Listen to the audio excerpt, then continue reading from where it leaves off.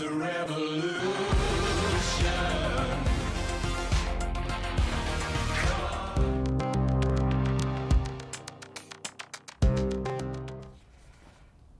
I think the major influence really for me when I was growing up was David Bowie, and he continued to be an influence for his whole career really.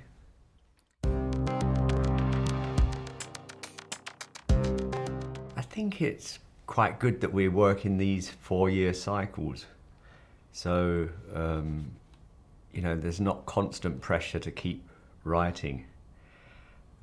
In the 80s, we put out an album nearly every year. Every year.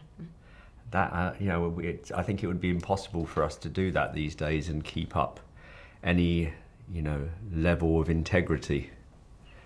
So the 4-year cycle seems to work quite well, and I think I've definitely been helped with the writing of this album by the state of the world.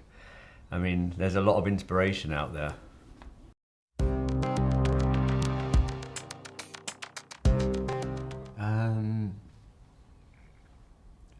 I think it was like a cumulative effect. There were so many things that were going on. The Syrian crisis was, one of the awful, humanitarian crises that was happening. In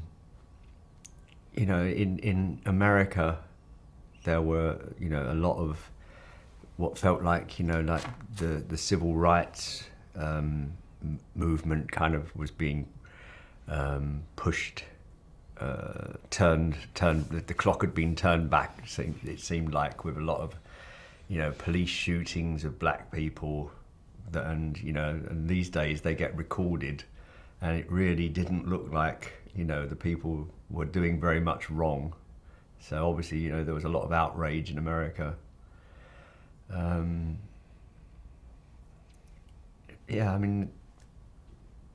The American election goes on for so long. So, it's always a circus and a fiasco. But it seems to get worse each time. And, towards the end of 2015, the process had already started. Well, if you call Eternal a happy song, it's only in relation to the other songs. It still talks about a black mushroom cloud rising and radiation falling. I had a daughter a year ago, so that song was written for the daughter. But looking at the world bleakly, and what could happen, and at the moment it is a very scary place with Trump in power and the North Korean situation. Who knows what is going to happen? At the moment, that's how I feel. But the very last song that I wrote for the album was So Much Love, because I felt that I had to write something positive. And, I felt that I had to say that with all this going on, and doesn't matter what you do to me, there is still a lot of love in me.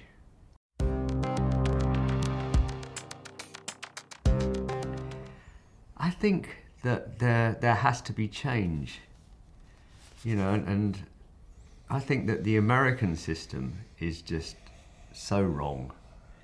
Lobby groups. There must have been a point, at some point in history, where lobby groups actually did something positive for the people.